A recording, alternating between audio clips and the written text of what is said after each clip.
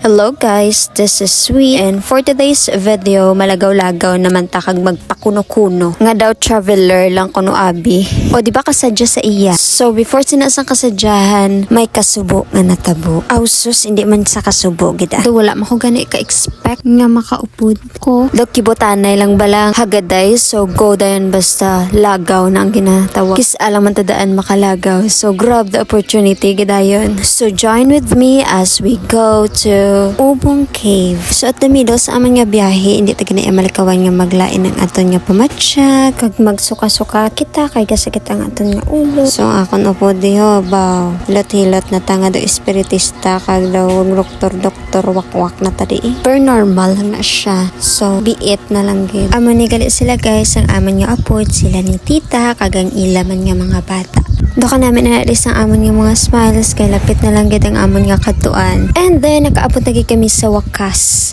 Hi Danay sa akon nga vlog. Wow.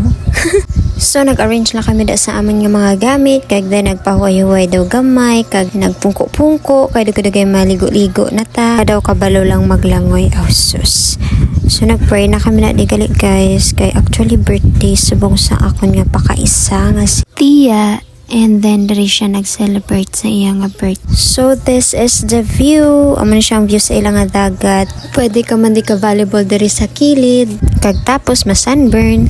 Sa isa mo bla ka tuig nga nagpabukot-bukot din sunburn kay isa lang kaadlaw. Daw ka unfair. And amo ni siya ang view. O di ba kasan nagka-crystal clear. Din kada man. O di ba kasadya pero alala kami sa kilid kay kainit. Next spot is masulod kita sa cave kay mangita kita sa kabog. Sus do ari naman gani ni sagwa ang mga kabog. Huy, hindi. Joke lang. So ay na kami sa sulod. Kag kadulong siya. Balamang wala suga. Then nagbalon kami flashlight. And of course, nag-explain sila kung ano ang dapat himuon kag hindi himuon sa sulod sang cave. Dapat hindi pagtandugon ang mga stone nga bago nga nag-form because amo na siya ang foundation para magbakod ang isa ka cave or ang kuiba. And then, of course, sensitive man na ang mga kabog so dapat man be careful lang kita para ma-avoid ta ang mga disgrasya. Diba ka pamati ko? Malay tayo may test di gali hindi ka gawa sa kuweba kung hindi ka answer sa question ay abaw. Ang next spot naman natin ay ispatin ang mga kabog ausos. So this is it. Nagidya kadagko sa mga kabog kagkadamo. My God. Nag-view lang gid kami kag nagbalik sa gwa. Kanami kadagatulog kay sila yung duwa. Hala. Ang next naman is makadto naman ta sa wet cave or overview ni siya sa babaw sang wet cave nga ginatawag. So be careful ka lang gid ko maglatay-latay ka sa mga bato kay base pagtikang mo nahulog ka sa akon.